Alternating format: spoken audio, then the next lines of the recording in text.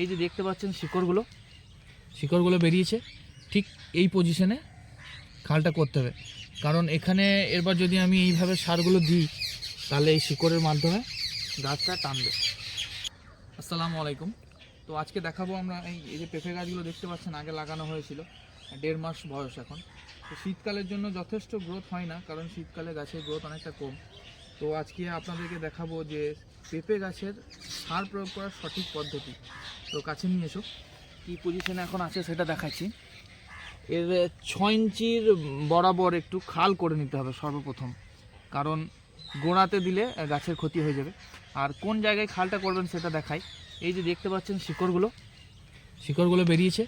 ঠিক এই পজিশনে খালটা করতে হবে, কারণ এখানে এরবার যদি আমি এইভাবে সারগুলো দিই তাহলে এই শিকড়ের মাধ্যমে গাছটা টানবে। তো এই রকম বরাবর মানে 6 ইঞ্চি বরাবর এতটা খাল করতে হবে এবং তারপর সুন্দরভাবে সারগুলো দিয়ে দিতে হবে।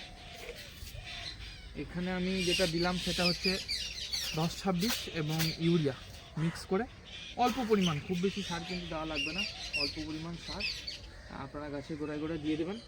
এবং তার পরবর্তী প্রসেস হচ্ছে একটু গোবর সার নিয়ে, আমার দেখুন এখানে রাখাই আছে, এভাবে দিয়ে দেবেন এবং সুন্দরভাবে হাতে করে মিক্স করে দেবেন।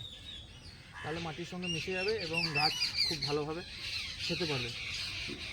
এবং এর পরবর্তী প্রসেস যেটা হচ্ছে সেটা হচ্ছে গোড়াতে সুন্দরভাবে মাটি চাপা দিয়ে দেবেন।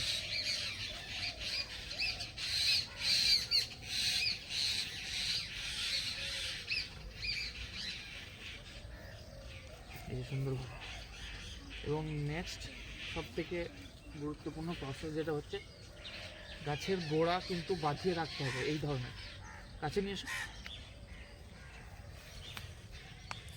কাছিম পিঠা বলে এটাকে আর কি, মানে জায়গাটা মানে এই ধরনের উপর গাছের গোড়া থেকে এদিকে নিচে, তাহলে কি হবে, পানি কিন্তু বসবে না কোনোভাবেই। এইভাবে আপনাদেরকে গাছে সার প্রয়োগ করতে হবে এবং পরবর্তীতে গোড়া বিশেষে পানি দিয়ে দেবেন। দেখবেন আলহামদুলিল্লাহ গাছের গ্রোথ খুব ভালো হবে সময়ের সাথে সাথে। এবার ওয়েদার যদি ভালো থাকে তাহলে সেটা মানে সুবিধা হবে, বেশি তাড়াতাড়ি হবে। আসসালামু আলাইকুম।